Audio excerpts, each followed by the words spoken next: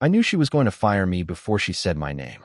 You work a place like Ralston Creek long enough, you learn the difference between a hard morning and a bad season.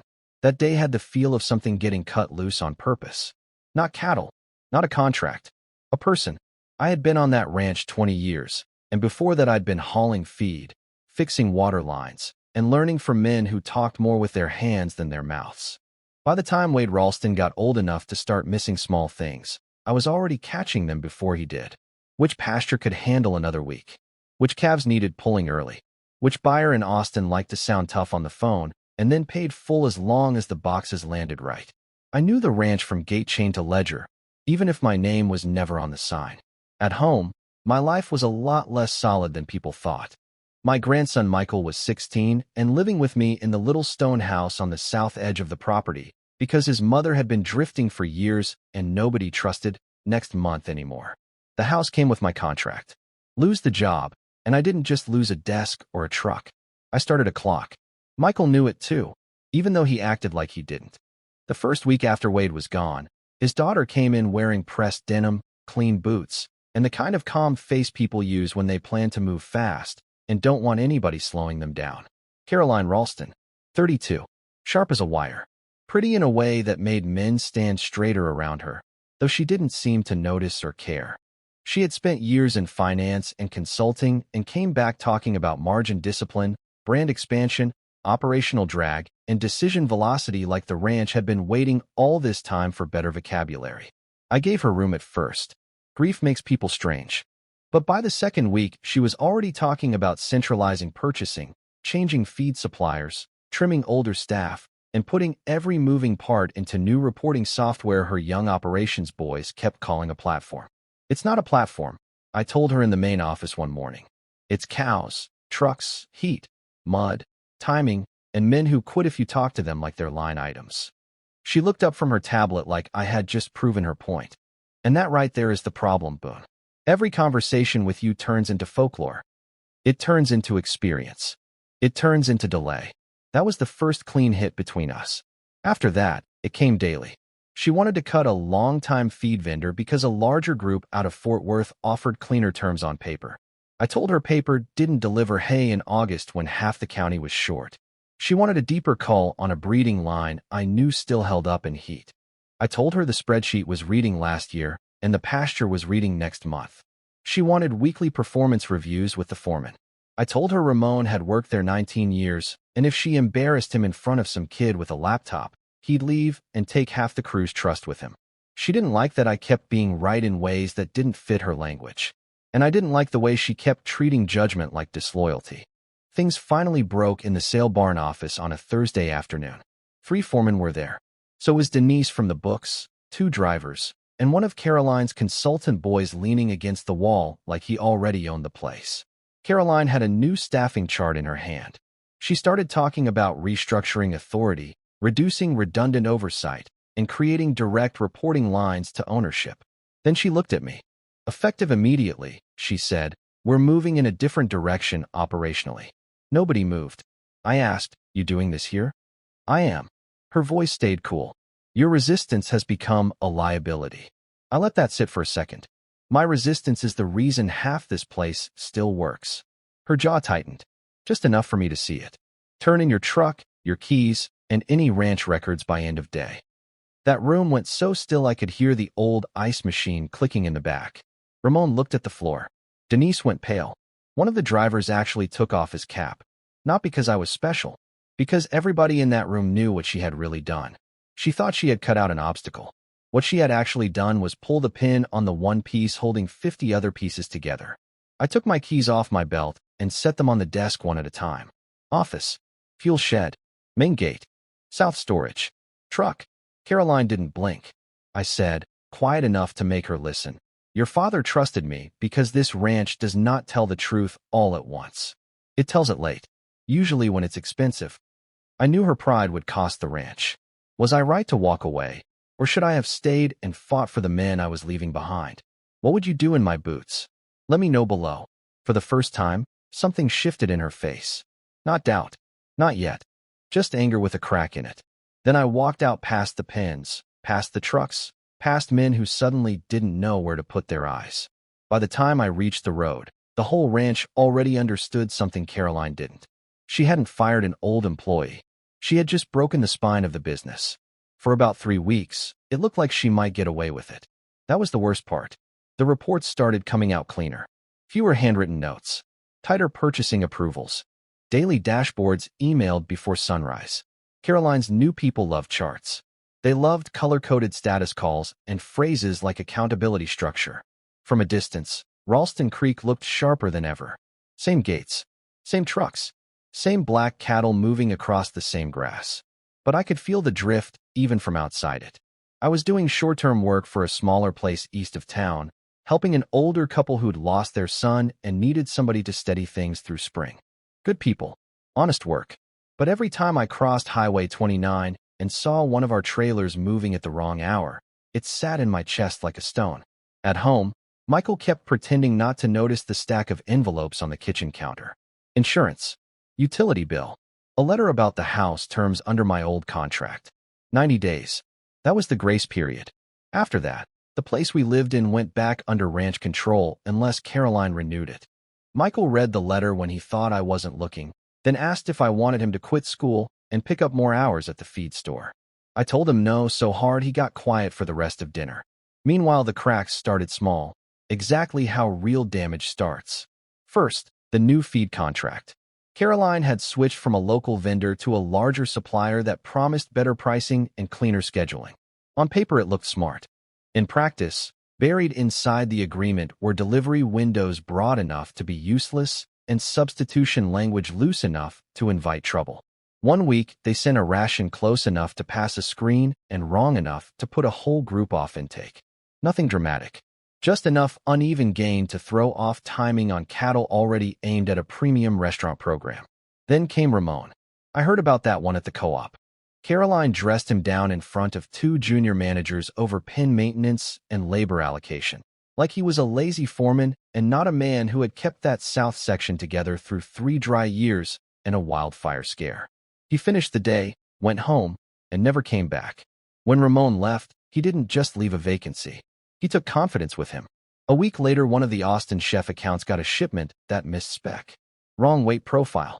Too much inconsistency in the cuts. Not a disaster to anybody who doesn't understand that business. To the people who do, it was a warning shot. Premium buyers don't like surprises. They like trust. One bad delivery makes them start returning calls slower. Then she got hit from 2 sides at once. A private outfit out of San Antonio started sniffing around local restaurant accounts, offering slightly lower pricing and polished promises about scale. At the same time, the bank started leaning harder on the ranch's operating line. Wade had always managed those relationships with history and nerve. Caroline had numbers, but now the numbers were wobbling in places she didn't fully understand yet. Cleaner reporting cuts both ways. Once the bank saw inconsistency in fulfillment and labor churn, their tone changed. Still, she pushed harder. She brought in route optimization for transport. Good phrase. Bad timing. 1 load got dispatched on a later departure because somebody followed software instead of heat. By the time those cattle hit the yard, they were stressed, blown, and light in the wrong ways. Losses weren't catastrophic, but everybody on the ground knew they were avoidable. Men started saying office decision the way people say storm warning. I kept hearing pieces of it from truckers, buyers, old hands. A pasture on the north side got leaned on too long because the map said forage remained and nobody accounted for how fast that section turned under dry wind. A quarantine shortcut meant to save labor let a minor sickness spread through one receiving group. Denise from the books stopped by my place one evening under the excuse of dropping off mail and ended up standing in my yard telling me she hadn't seen morale that low since Wade's bypass surgery. She won't listen, Denise said. No, I told her. She'll listen, just not before it costs her. The local embarrassment came at a cattleman's dinner in Burnett. Caroline stood up and gave a crisp little talk about modernized oversight, integrated supply discipline, and scalable premium growth. Then one old buyer asked a simple question about why their spring consistency had slipped on 2 recent shipments. Not rude, just direct. She answered with metrics. Wrong answer. In that room, men didn't need a presentation. They needed to believe the ranch still had its hands on the wheel. By the time I saw her again, it was from across an auction yard. She was on the phone, pacing hard, hair coming loose, one heel sunk into the dirt because she'd dressed for control and found mud instead. For the first time since Wade died, she didn't look confident. She looked cornered, and word was already moving faster than she was. One buyer was pausing orders. The bank wanted revised projections. The competitor was quietly asking about distressed acreage. Another storm system was rolling in for the weekend, and half the ranch no longer trusted the people giving directions. That was when I knew it had gone past pride. It still wasn't dead, but now even she had to see the business wasn't resisting her. It was coming apart in her hands. She came to my house after dark. Not the ranch office. Not the sale barn. Not some neat little lunch meeting where she could keep her spine straight and pretend this was still a negotiation she controlled. She drove out to the stone house on the south edge, parked crooked in the gravel, and stood there in the glow from my porch light like she hated every second of being there. Michael looked through the window and said, "That her?" "Yeah." "The one who fired you?" "Yeah." He gave me a long look, then disappeared into the back of the house without another word. When I opened the door, Caroline didn't waste time. "I need 10 minutes. You already took more than that." Her jaw tightened, but she let it pass. "Please." That word surprised me enough that I stepped aside. She stood in my kitchen in a dark coat with dust on the hem and rain starting outside. Not polished now. Not controlled. Tired in the face. Eyes red like she either hadn't slept or had finally run out of ways to act like she didn't need it. "What happened?" I asked.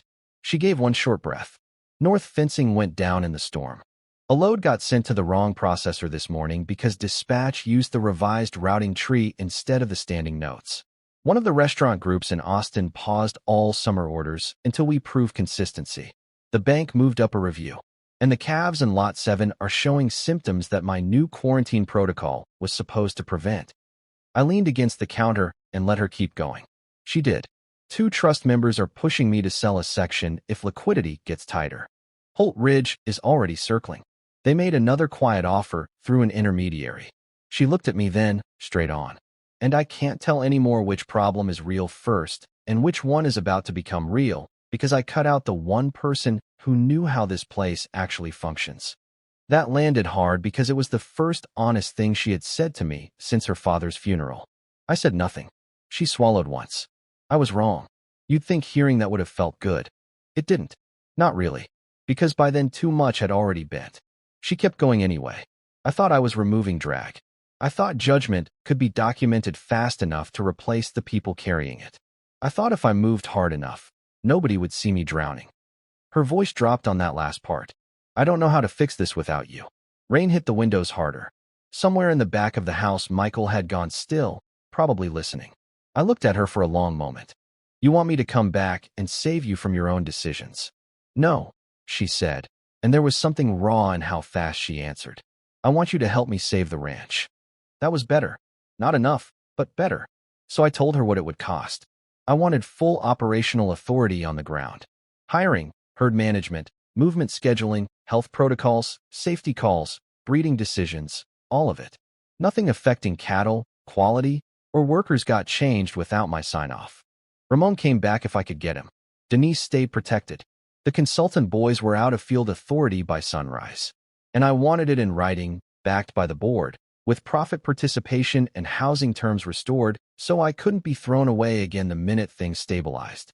She listened without interrupting, which told me how scared she really was. When I finished, she asked, "Anything else?" "Yeah. If I come back, you don't get to hide behind language when you're scared. You say what the problem is." For the first time all night, a flicker crossed her face that wasn't anger. It almost looked like shame. "Fine," she said quietly. By noon the next day, I was back at Ralston Creek with board papers signed and half the ranch pretending not to stare when my truck rolled in. Ramon came in 2 days later after I drove to his brother's place and asked him face to face. Denise cried in the office and then got mad at herself for it. I pulled the quarantine crew apart, reset the receiving routine, reworked the dispatch notes by hand, and called every buyer worth keeping before rumor outran us again. Caroline stood there and took it. That was the part one hadn't expected.